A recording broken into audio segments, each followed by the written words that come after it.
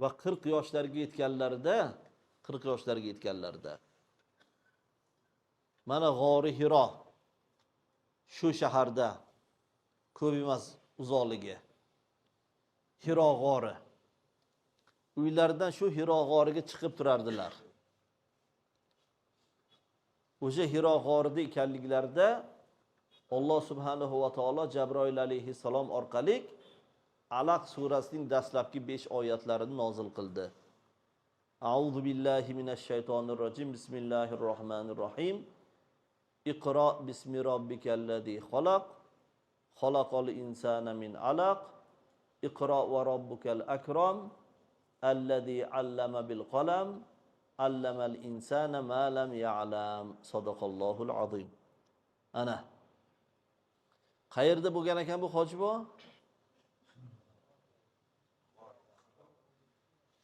Hiro g'origa, Hiro g'ori mana ko'rinib turibdi. Ana shunaqa joyda turibmiz, shuni his qilinglar deyapmiz, hojibolar, hojonalar. Payg'ambarimiz sollallohu alayhi va sallam mana shu joylarda yurganlar. Balkim siz bilan bizning izimiz ham u zot va barakotning izlariga to'g'ri kelayotgandir.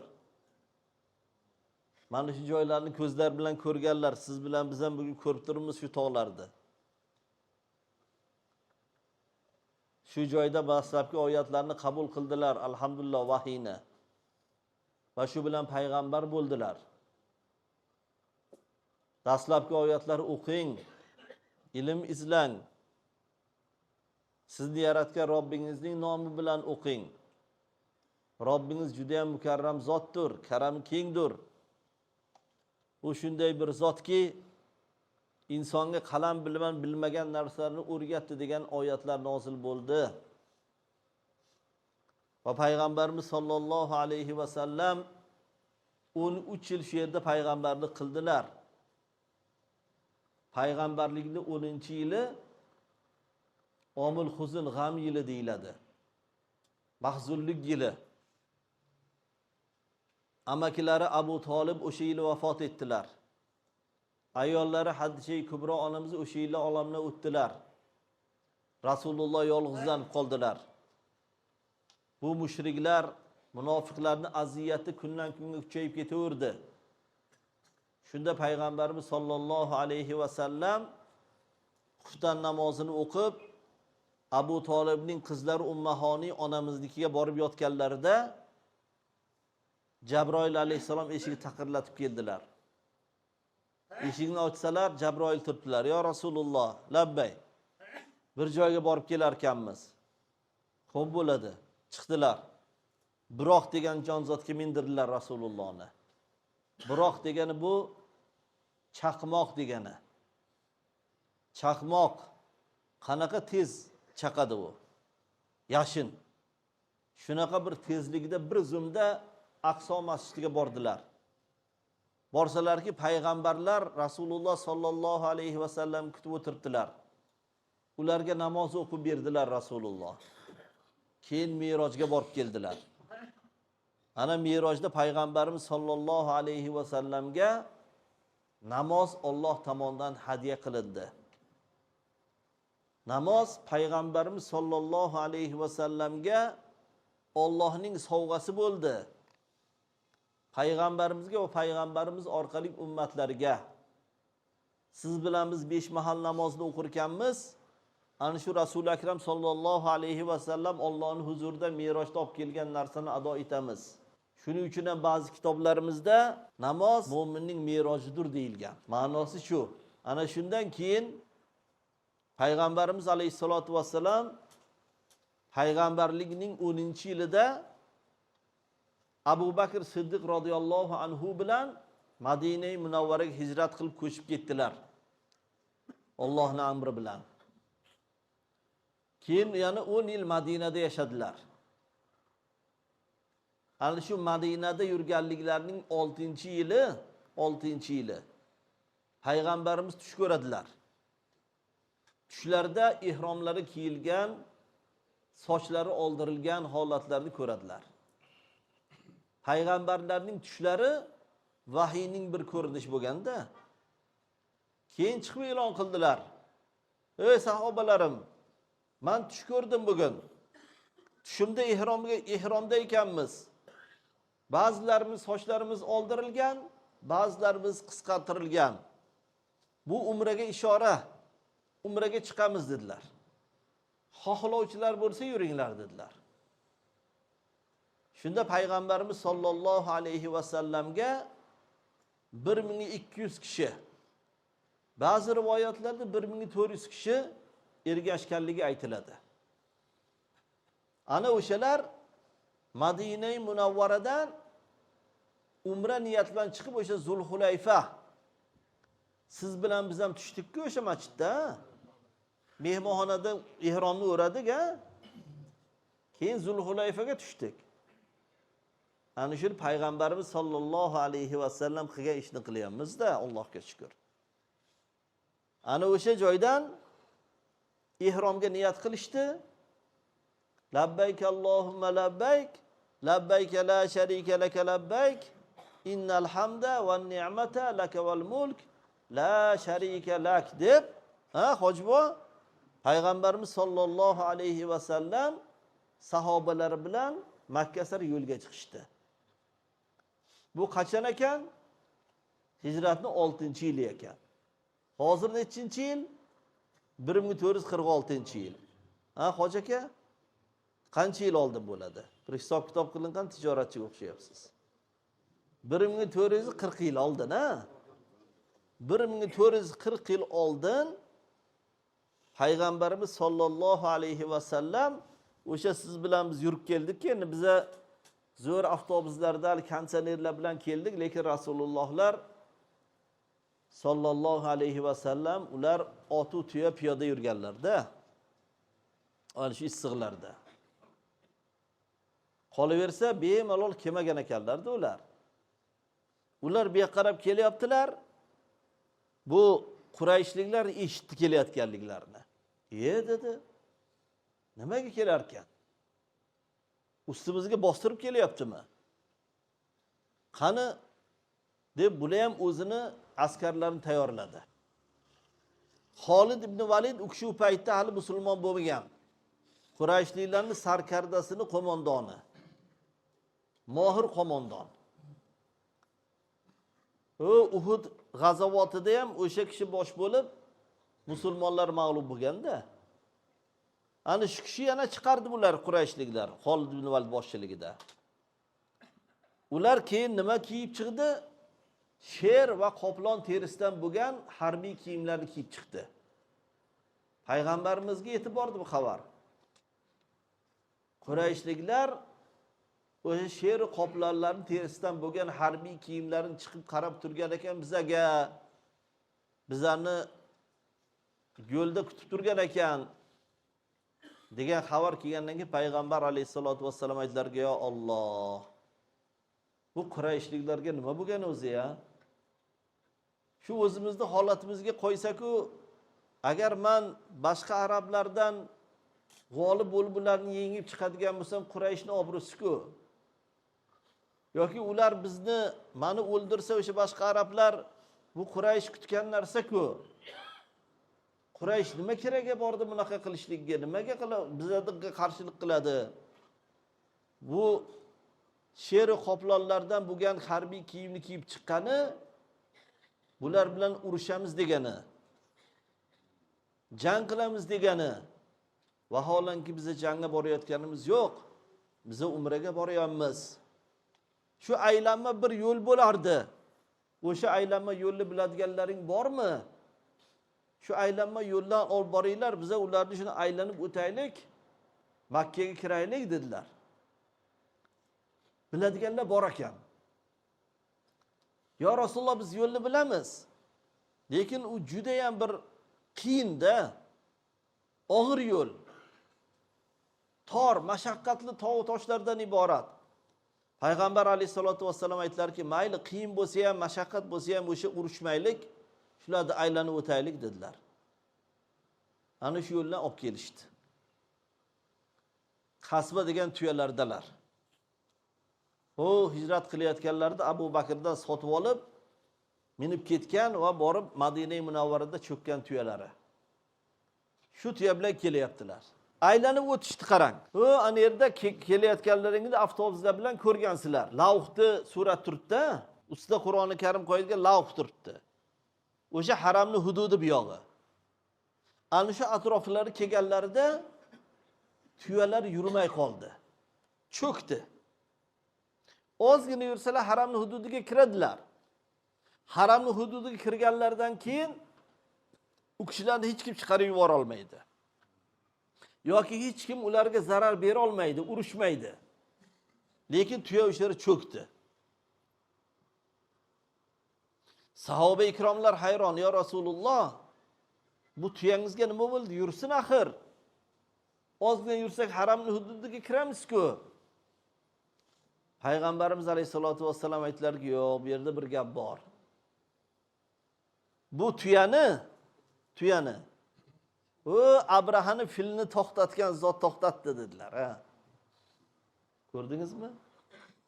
Payg'ambarimiz sollallohu alayhi va sallam Alloh subhanahu va taoloning har bir xohishini juda tez anglab yetganlarda. Buni Alloh to'xtatdi dedilar. Bunda bir hikmat bor. Bo'ldi, shu joyda qo'namiz, chodirlarni quringlar. Qurdilar. Xolid ibn Valid boshchilik askar eshitdi, musulmonlar aylanib o'tibdi. Aylanib o'tibdi, lekin haram chegarasidan kirmay o'sha yerda to'xtabdi. Ular ham darhol qaytishdi. Hayron. Nimaga? Aylanib o'tgan bo'lsa, haramning chegarasiga bir necha qadam qolgan bo'lsa, nimaga kirmadi bular? Umraga kelgan bo'lsa kirsa, bizni qaytarib chiqarib yuborilmasdik-ku. Kirmagan bo'lsa, urushgani kelgani kimmi? degan savol paydo bo'ldi ularga. Va aniqlik kiritish uchun bir nechta elchilarni yubordi. Payg'ambarimiz Muhammad alayhissalom ham Hazrat Umar ibn al-Xattobni Qurayshliklarga elchi qilib yubormoqchi bo'ldilar. Hazrat Umarni, siz bizni nomimizdan bir elchi bo'lib boring. Bizni nima uchun kelganimizni borib ayting. Biz umraga keldik. Biz ular bilan urushmoqchi emasmiz. Biz Ka'bani tavof qilamiz, umra qilamiz, qaytamiz, shuni borib ayting. Abu Sufyonga, Qurayshning kattasiga deganlarida Hazrat Umar aytdilarki, "Ya Rasululloh, albatta men sizning amringizga itoat etaman. Boraman. Lekin ya Rasululloh, bilasiz, men ularni dag'dag'asiga chidolmayman. Qolaversa u yerda meni himoya qiladigan qarindoshlarim ham yo'q. Men boradigan bo'lsam albatta bir jang jadal bo'lib qoladi. Shu Hazrat Usmonni yuborsakchi, bu kishi birinchidan juda ham bir halim inson. Ikkinchidan u kishining qarindoshlari bor. O'sha Abu Sufyonlar bu kishi qarindosh bo'ladi. Ular himoya qiladi." Dedilarki, Payg'ambar alayhissalatu vassalam o'sha taklifni qabul qildilar. Hazrat Usmonni elchi qilib yubordilar. Hazrat Usmon borib, o'sha kuni qaytishlari kerak edi. Lekin Abu Sufyon olib qoldi Hazrat Usmonni. 3 kun olib qoldi mehmon qilib. Shunda Payg'ambarimiz alayhissalatu vassalam boshchilik musulmonlarga Qurayshliklar Usmonni o'ldiribdi degan xabar keldi.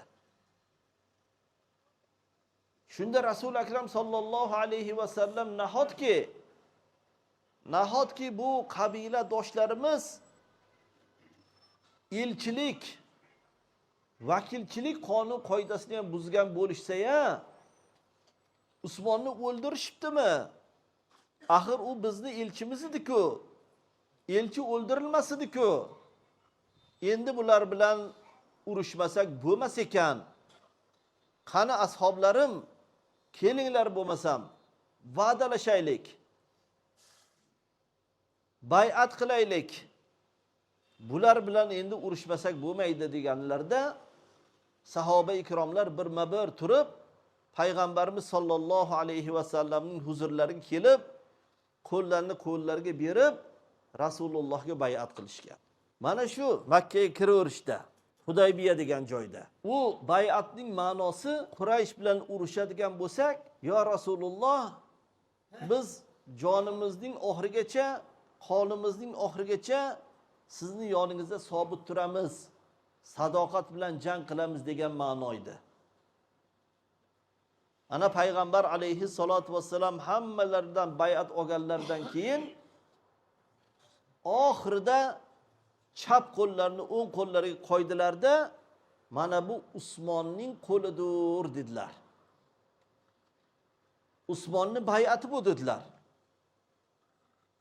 Shunda sahoba ikromlar, qaniydi endi biz o'sha Usmonning o'rnida bo'lganimizda-yu, Rasululloh sallallohu alayhi va sallam qo'llarini Usmonning qo'li deganlarida bizni aytganlarida qaniydi deb orzu qilishgan ekan. Ana shuni bay'atur rizvon deydi. Fath surasida keladi, astag'firu billah. Laqad radiyallohu anil mu'minina iz yubay'unaka tahta ash-shajarah.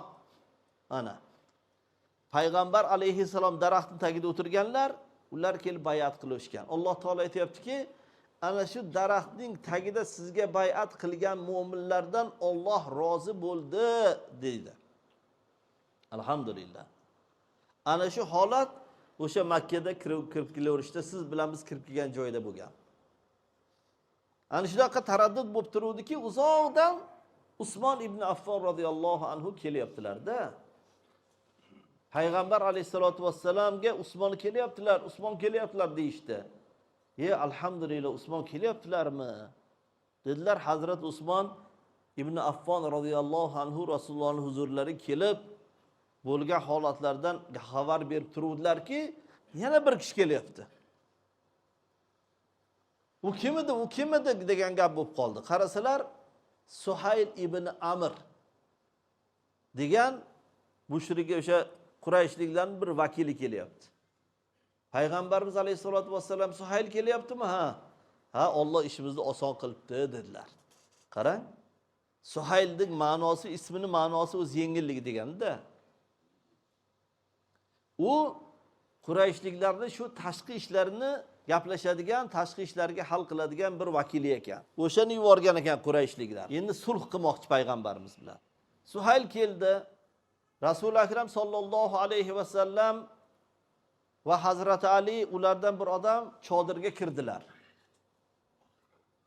Suhayl aytdiki, Quraysh dedi, mani siz bilan sulh tuzishga yubordi dedi. Payg'ambar alayhisolatu vassalam ma'qul dedilar. Lekin bizda bitta shart bor dedilar, sulh tuzadigan bo'lsak. Xo'p, ayting shartingiz dedi Suhayl. Payg'ambar alayhisolatu vassalam aytdilarki, 10 yil tinchlik bo'ladi. 10 yil urushmaymiz. Siz biz tomonga bostirib bormaysiz, biz sizlarga bostirib kelmaymiz. Birinchi shartimiz shu dedilar. Nimaga? Chunki musulmonlar Makkadan Madina-i Munavvaraga hijrat qilib ketgan bo'lsalar ham, bu Qurayshliklar har yil musulmonlarning ustiga bostirib borardi-da. Shundan ular toliqqandilar. Tinchlik bo'lsin 10 yil dedilar. Suhayl aytdiki, mayli. Tinchlik bo'lsa bo'lsin. Bo'lmasam dedi. Ana shu 10 yil davomida kimdir Makkadan chiqib sizlarga borib qo'shilaman desa musulmonlarga, sizlar qabul qilmaysizlar. Ammo sizlar bilan ketganlar Makkaga qaytamiz deb qaytadigan bo'lsa, biz qabul qilaveramiz dedi. Payg'ambar alayhisolatu vassalam o'ylab turdilarda, o'sha 10 yil tinchligini xohlab, mayli dedilar. Bunda ikkinchi shartimiz dedi. Ikkinchi shartimiz qaysi bir qabila to'laligicha shu 10 yil davomida sizlarga qo'shilamiz desa qo'shilaveradi. Qaysi bir qabila bizga qo'shilamiz, Qurayshga desa qo'shilaveradi. Bu yangi ham ma'qul topdilar, yozildi. Uchinchisi, sizlar bu yil qaytib ketasizlar dedi. Payg'ambar alayhi salatu vassalam nega dedilar? Shartimiz shu. Hozir sizlar qaytib ketsanglar, keyingi yil kelasizlar, 3 kun biza Makkani bo'shatib qo'yamiz. umralarni qilib ketasizlar. Lekin hozir qo'ymaymiz. Nimaga? Hozir sizlarni kirita olmaymiz, bu Qurayshning talabi. Bizda arab qabilalarining o'rtasida o'zimizga yarasha obro'yimiz bor. Hozir sizlarni biz kiritsak, ana Quraysh Muhammadni sahobalar bilan kiritibdi, yengilibdi degan gap bo'ladi. Shuning uchun bu yil qaytib ketasizlar, keyingi yil kelasizlar, keyin mayli 3 kun bo'shatib beramiz. Xo'p, yozildi. Ana shunaqa gaplar bo'lib turganda tashqarida shaqar-shuqur ovozi eshitildi. Bu nima ovoz ekan deb chiqib qarashsa, bir kishi Makka tomonga yugurib kelyapti. Ey musulmonlar, keldinglarmi? Men ham musulmon bo'lib, sizlar bilan sizlar tomonga ketmoqchi edim, Madinaga ketmoqchi edim. Lekin bular meni qo'ymay zanjirband qilib qo'yuvdi. Qo'l oyog'imni bog'lab qo'yishuvdi. Mana sizlarni kelganlaringni eshitib, xursandchiligimdan shu zanjirlarni uzib, sizlar tomonga yugurib kelyapman-a degan baland bir ovozlar bilan yugurib kelyapti. Hali qo'l oyoqdagi zanjirlarni shaqar-shuquri. Keyin yaqinroq keluvdiki, boyagi Suhayl ibn Amrning o'g'li Abu Jandal ekanda. Otasi o'g'lini tanidi-da, payg'ambarimizga qarab, endi buni olib keta olmaysizlar o'zlaring bilan dedi. Payg'ambarimiz alayhisolatu vassalam hali shartnoma imzolanmadi-ku dedilar. Suhayl aytdiki, imzolanmagan bo'lsa ham kelishdikmi? Agar shuni hozir olib ketadigan bo'lsangiz, hech qanaqa sulh bo'lmaydi. Kelishuv bo'lmaydi. Agar olib ketmasangiz, sulh qilamiz. Shunda payg'ambarimiz sollallohu alayhi vasallam o'sha 10 yil tinchligini o'ylab shunga ham rozi bo'ldilar. Va Abu Jandal yoniga bordilar-da, endi sabr qilib turasiz. Hammasi yaxshi bo'ladi, buni ham bir hikmati bor dedilar. Ana shunday qilib shartnoma tuzildi. Bismillahirrohmanirrohim deb yozilgandi. U Suhayl aytdiki, yo'q dedi. Bismillahirrohmanirrohim deb yozmaysizlar. Bismikallohumma o'zimizni odatimiz bo'yicha yozasizlar. Payg'ambarimiz mayli Hazrat Aliga aytdilar, o'shani qilib yozing. Hazrat Ali yozishni, o'qishni bilardilar-da. Keyin Hazrat aytdilar-ki, "Ya Rasululloh, men yozib qo'ydim, meni o'chirmayman" dedilar. Qani, qayerda o'sha yozganingiz deb payg'ambarimiz o'zlarining muborak qo'llarini o'chirib, "Bu aytganday qilib yozing" dedilar. Shartnomaning oxirida bir tomondan Muhammadur Rasululloh, ikkinchi tomondan Suhayl ibn Amr deb yozilgan edi. Yana Suhayl aytdiki, "Bu Muhammadur Rasululloh deb yozibdimi? Sizni payg'ambarligingizni biz tan olganimizda biz kelib o'tirgan bo'lmasdik bu yerga hozir. Shu Muhammad ibn Abdulloh deb yozsin" dedi. Yana Hazrati Ali chidolmay ketdilar. "Ey, qanaqa odamsiz? Siz bilmasangiz biz bilamiz bu kishining payg'ambarliklarini. Vallohi men bu narsani o'chirmayman." Payg'ambar alayhisolom aytdi, "Mayli, ading, ko'rsating qani o'sha, men o'zim o'chiraman." Yana o'sha aytganday qilib to'g'riladilar. Xullas imzolandi, kelishildi. Suhayl ibn Amr Makkaga qaytdi. Payg'ambarimiz sollallohu alayhi vasallam sahoba ikromlarga aytdilar-ki, "Ey sahobalarim, turinglar endi. Turinglar. Sochlaringni oldiringlar. Qurbonliklaringni qilinglar. Endi qaytamiz. Biz kelishdik, sulh tuzdik. Endi 10 yil urush bo'lmaydi, keyingi yil kelamiz. 3 kun bular bo'shatib qo'yadi Makkani, kelib umra qilib ketamiz. Hozir umramiz shu, qabul bo'ldi, turinglar" dedilar. Ana. Bu mana shu Makka kiraverishda bo'lganda o'sha ish. Bu yoqqa kiritmagan ular. Allohga shukrki, siz bilan biz kirib turibmiz.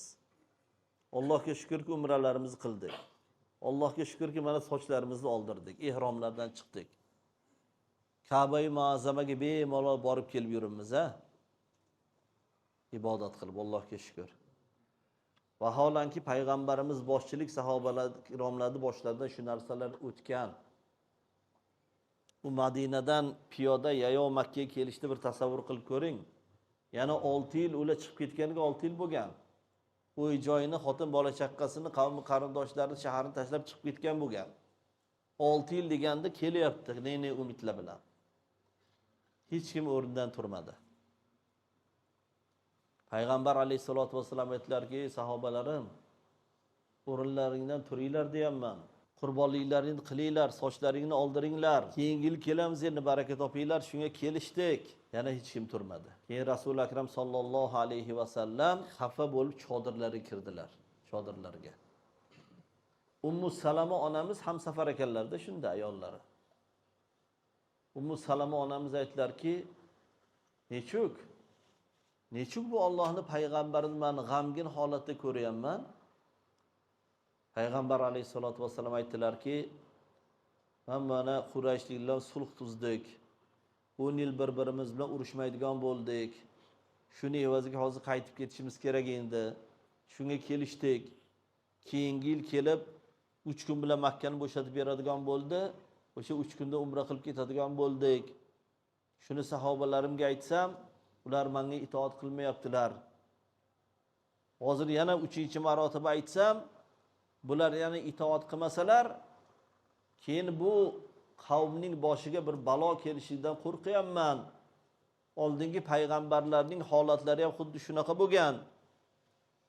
Ular ham payg'ambarlarga itoat etmaganliklari uchun boshlariga balolar kelgan. Shundan qo'rqyapman dedilar. Shunda Ummu Salama onamiz gaplarini qarang endi, hojibo. Ey Allohning rasuli, siz xafa bo'lmang. Ularni ham to'g'ri tushuning. Ular ham mana 6 yildirki uy joylarini tashlab chiqib ketganlar sizga ergashib. 6 yildirki o'zlarining tug'ilgan shaharlaridan chiqib ketgandilar. 6 yildirki qavmi qarindoshlarini ko'rmaganlar. Siz Makkaga boramiz, umra qilamiz deganingizga inonib, ular ne umidlar bilan keluvdilar. Endi hozir shuna shaharlarning ostonasidan yana qaytib ketishlari ularga juda ham og'ir. Siz yaxshisi chiqingda qurbonligingizni qildiring, qassobingizni chaqirib. Sartaroshingizni chaqirib sochingizni oldiring. Albatta sahobalaringiz sizga ergashadilar dedilar. Payg'ambar alayhisolatu vasallam shunday qildilar. Qassoblarni chaqirdilar, qurbonliklarni qildirdilar. Sartaroshlarni chaqirdilar, sochlarini oldira boshladilar.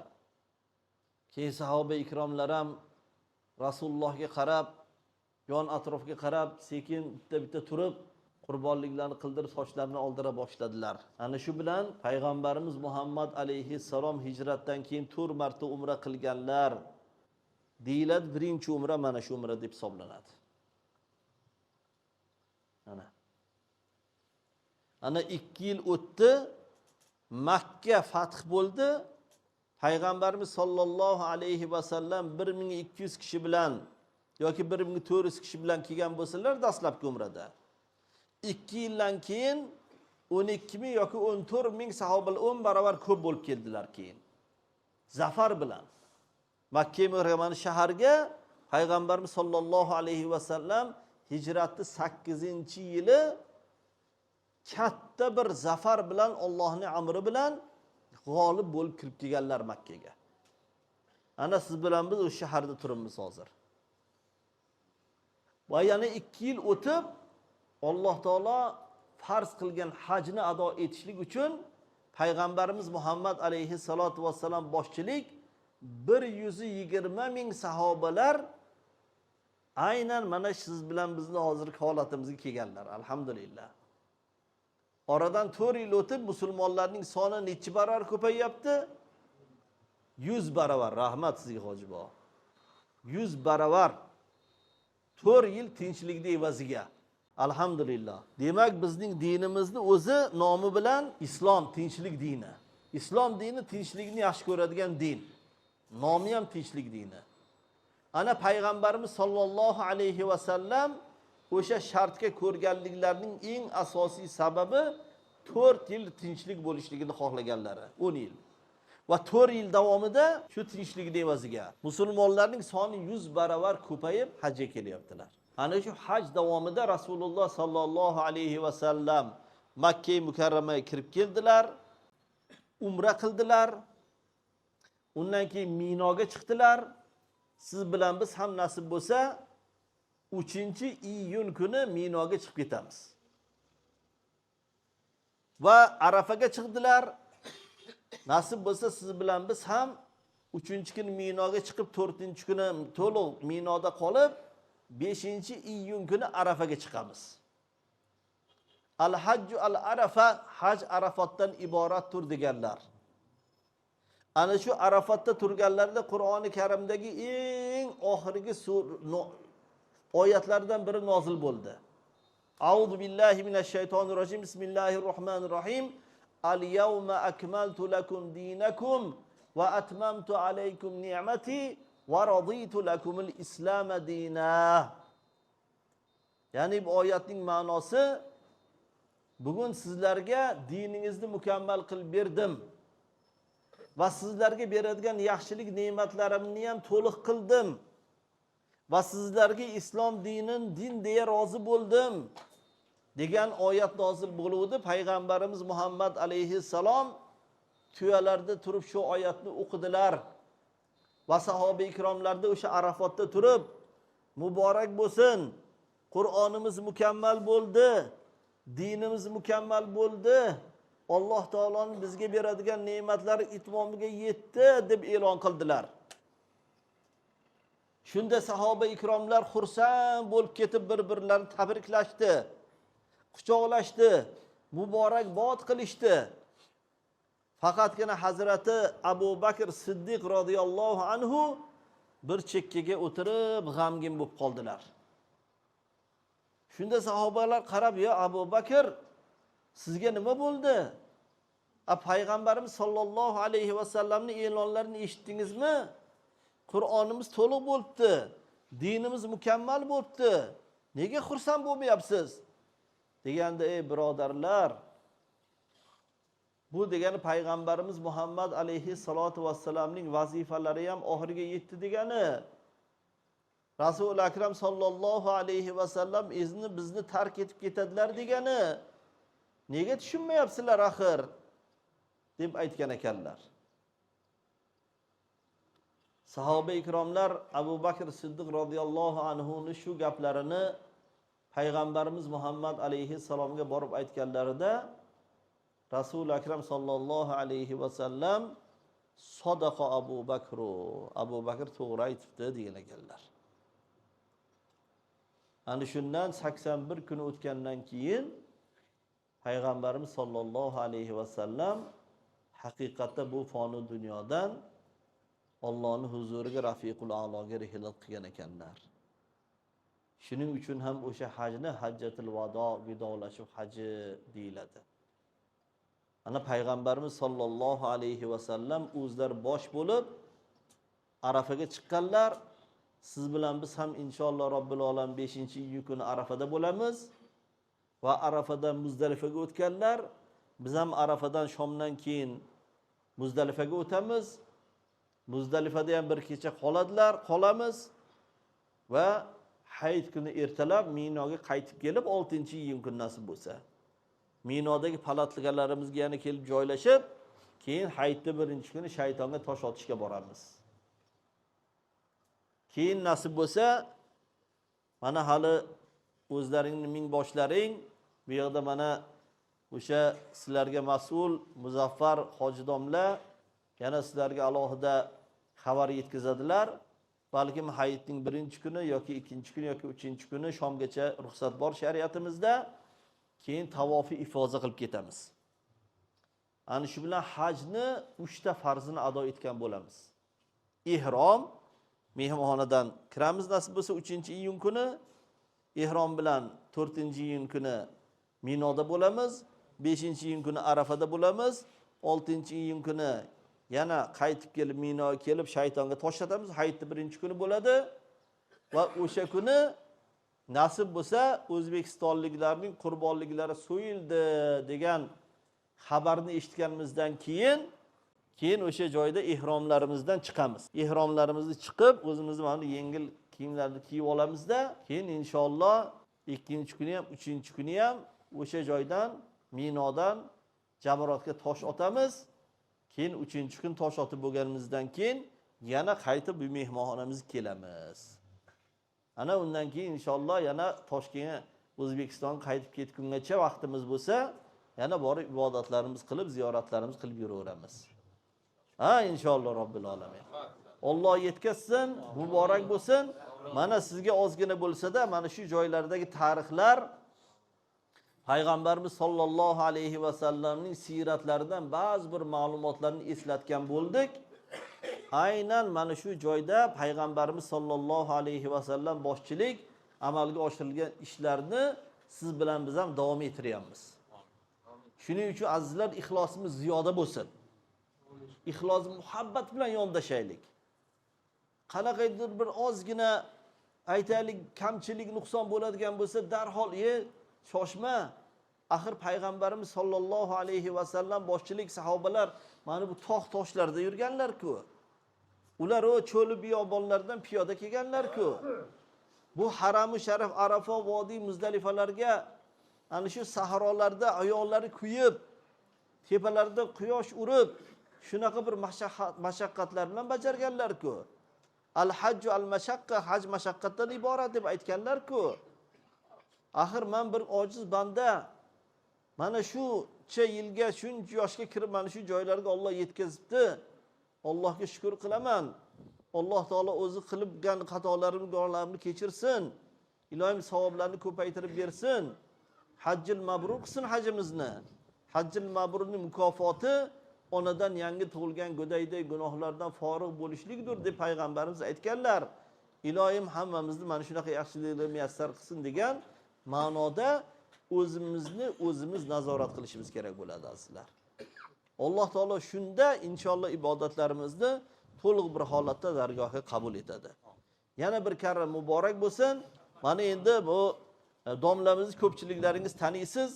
Bu kishini bekorga olib kelmadik. Chunki bu kishi ham o'sha Jizzax ahli farzandi. Alloh rahmat qilsin, Nazar Qosim domlani kuyovlari. Tavakkal domlamiz. Hozir Toshkent shahridagi Eshon Boboxon masjidining jami masjidi imom xatiblari. Ko'p yil diniy idoramizda mas'ul bir vazifalarda, keyin madrasalarimizda xizmat qilgan ustozlarimizdan. Endi mana shu Jizzaxliklar, Sirdaryolik hojilarning huzurlariga boryapmiz. Domlalarni siz yuring, bizga bosh bo'ling deb olib kelganmiz. Hozir domlamiz bir duo qilib beradilar. Amin deymiz hammamiz. Marhamat. Bismillahirrohmanirrohim. Ya Allah, ya Rabbul alamin. Bizlarni ojizona qilayotgan bu duolarimizni o'zing dargohingda qabul aylasin. Mo'min inson Allohning shariatidan bir hukmni o'rgansa, qiyomatda agar shunga amal qilsa o'zini foydasi uchun, amal qilmasa o'zini ziyoni uchun hujjat bo'lib qoladi. Bugun mana haj ibodatini, buyuk bir farzni oldida eng zarur bo'ladigan nasihatlarni, va'zlarni eshitdik. Alloh taolo hammalarimizni shu eshitgan amr va ma'ruflarga amal qiladigan Parvardigori olam mana shu hajlarimizni benuqson ado etishlikka o'zi kuch-quvvat bersin. O'zi oson qilgan bo'lsin. Parvardigori bizlarni shu yerga kelishligimizga sabab bo'lib, yordam berib, xizmat qilgan hamma farzand zurriyotlarimizni ham Alloh qadamlarini bu yerga yetkazsin. Ota-onalarimiz ne umidlar qilib qadamlari yetmasdan o'tib ketishgan. Alloh taolo ularni g'arib, rahmat, shoyista jannat qilgan bo'lsin. Parvardigori olam hammalarimizga o'zi kuch-quvvat bersin. Parvardigori olam barchalarimizni ixlos bilan qilayotgan bu ibodatlarimizni o'zi dargohida qabul aylab, Payg'ambar alayhisolatu vassalomning muborak hadis shariflari, kim agar Alloh uchun haj qiladigan bo'lsa, gunoh, ma'siyat ishlarga aralashmagan bo'lsa, onadan tug'ilgandek pok bo'lib qaytadi deb marhamat qilganlar. Alloh taolo hammalarimizga mana shu maqom martabani o'zi nasib qilib o'zaylagan bo'lsin. Alloh taolo bu suhbatlarni hammalarimizga manfaatli qilgan bo'lsin. Sabr bersin, kuch-quvvat bersin. Alloh taolo yuzlarimizni yorug' qilsin. Hammalarimizni Alloh nimaiki Allohdan so'ragan maqsad niyatlarimiz bo'lsa, o'zi muyassar aylagan bo'lsin.